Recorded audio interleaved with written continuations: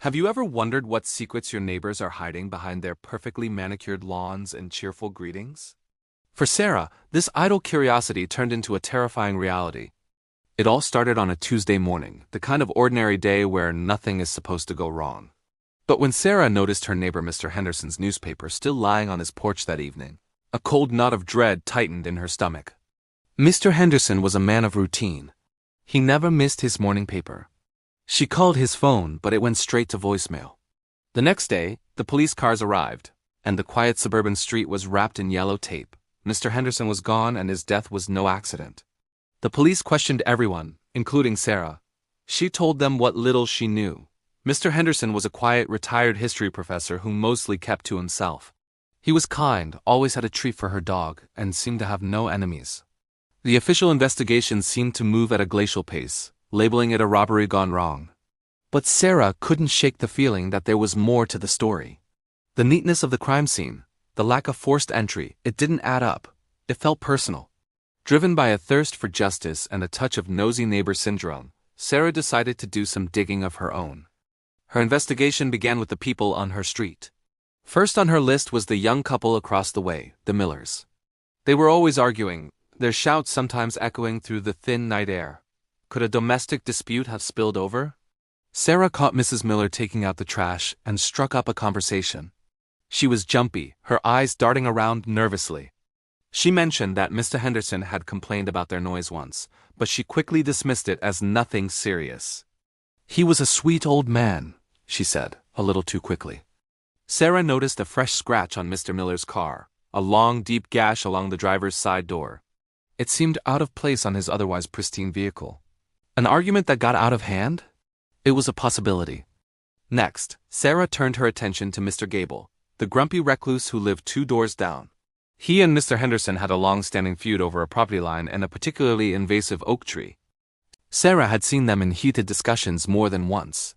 When she tried to approach Mr. Gable, he practically slammed the door in her face, muttering something about people minding their own business. Later that week, she saw him in his backyard, aggressively hacking at the branches of that same oak tree, his face a mask of fury. The motive was there a classic neighborhood dispute escalated to a tragic end. But the evidence was thin. Just a history of bad blood. Her amateur sleuthing was turning up more questions than answers. The Millers seemed suspicious, but their motive felt weak. Mr. Gable had the temper, but there was no proof. Frustrated, Sarah started going through her own memories of Mr. Henderson. She remembered him talking about a rare book collection he was incredibly proud of. Perhaps the robbery theory wasn't so far-fetched after all. Maybe the killer was after something specific. She recalled Mr. Henderson mentioning a former student who frequently visited, a young man named Alex who shared his passion for history. He described Alex as brilliant but troubled. Mr. Henderson had been a mentor to him. Sarah found Alex on social media. His profile was filled with cryptic posts about betrayal and getting what you're owed. A shiver went down her spine. She learned that Alex had been cut out of Mr. Henderson's will just a month before the murder. The professor had apparently discovered that Alex was selling forgeries of historical documents and had confronted him. The mentorship had ended, and Alex was furious.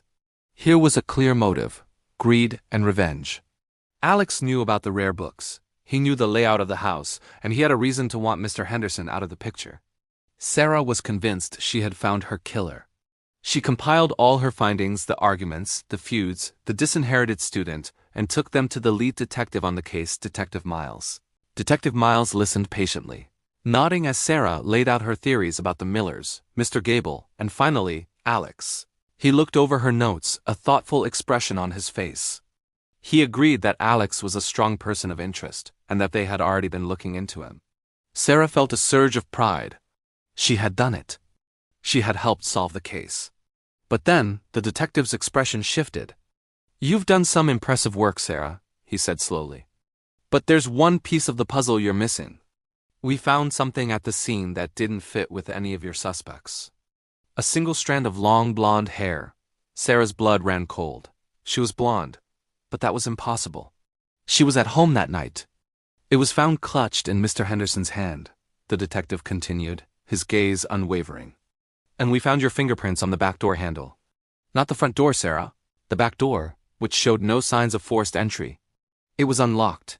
Sarah's mind raced. A whirlwind of confusion and panic. She stammered, trying to explain. She'd used the back door once, months ago, when Mr. Henderson had asked for help with a stubborn jar. The hair? It could have been from anywhere.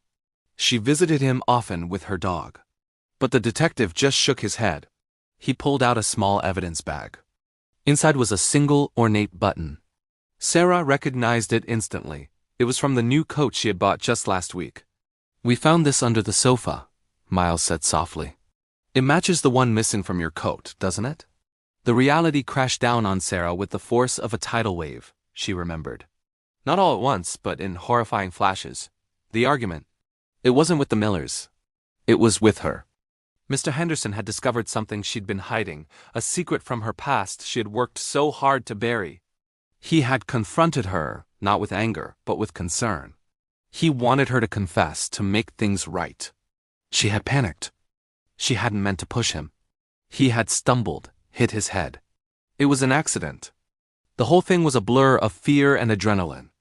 The investigation, her helping the police, it wasn't about finding the killer. It was about creating distractions, pointing the finger at everyone else to keep it from pointing back at her. Her subconscious had been working overtime, constructing a narrative where she was the hero, the clever detective, not the person responsible. She had so thoroughly convinced herself of her own innocence that she had actually started to believe it. Her detailed notes, her theories about her neighbors, it was all an elaborate act of self-deception. The biggest surprise wasn't who the killer was, but that it had been her all along, hidden in plain sight, even from herself. The secrets behind the picket fences were darker than she could have ever imagined, and the darkest one of all was her own. Thanks for watching.